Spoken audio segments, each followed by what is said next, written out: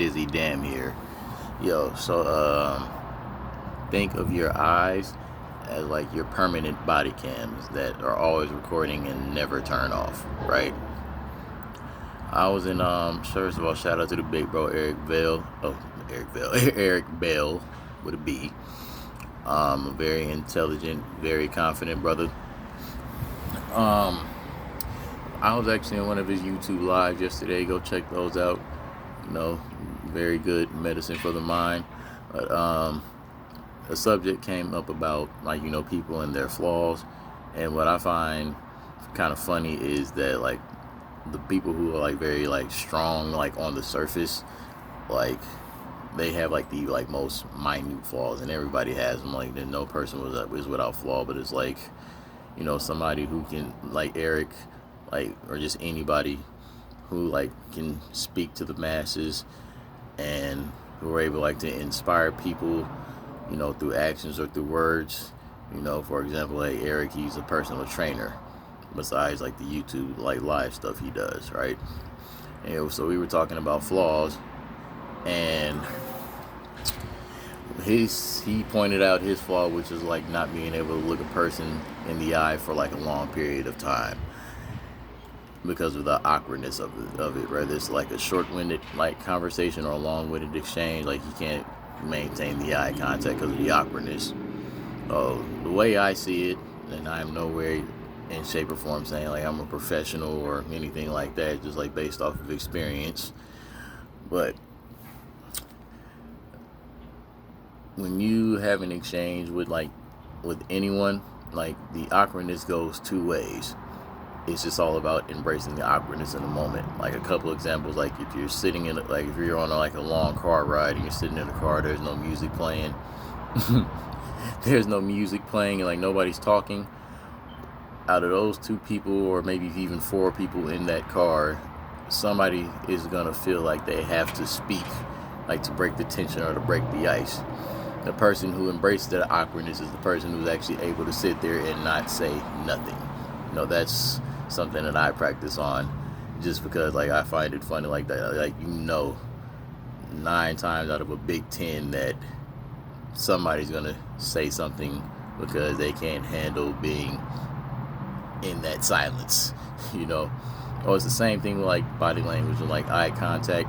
Like if you talking to somebody, like the awkwardness is going two ways. Like you have that feeling like you look at somebody in the eye, like you're wondering kind of like how they're feeling or like what they're thinking about you when they're looking at you. Now see, I'm doing a test. If you haven't noticed, you're watching me, I'm doing kind of like a test on myself, and this is an exercise you can use too.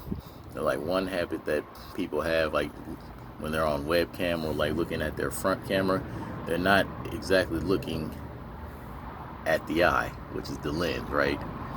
They're looking like I'm doing right now. They're looking at themselves, and you'll be able to tell. Because if I'm looking at the screen and looking at myself and checking myself, it looks like it. You can tell if I'm looking at the lens, because like it looks like I'm looking at you if I'm looking dead into the lens. Yes, out of my periphery I can see myself, but I'm not checking for myself. I know whether it's live or somebody's going to watch it, that people are watching me. I have the spotlight. They're looking at me. So I'm pretty much reciprocating that energy. You're giving me all the attention by looking at this video, and I'm giving it all to you pretty much exactly the same by looking dead into the lens. So just a little bit of food for thought, something you can try. Tell me if it works for you, tell me if it doesn't.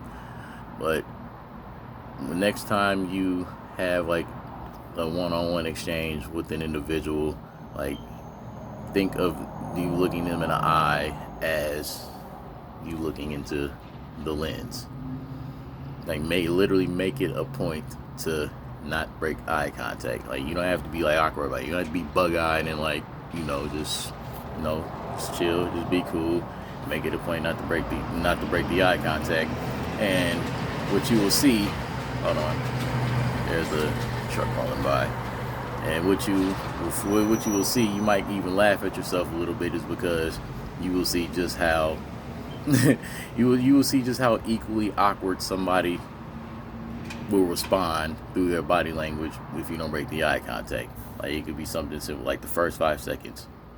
Somebody's gonna do this, might do that, might do that.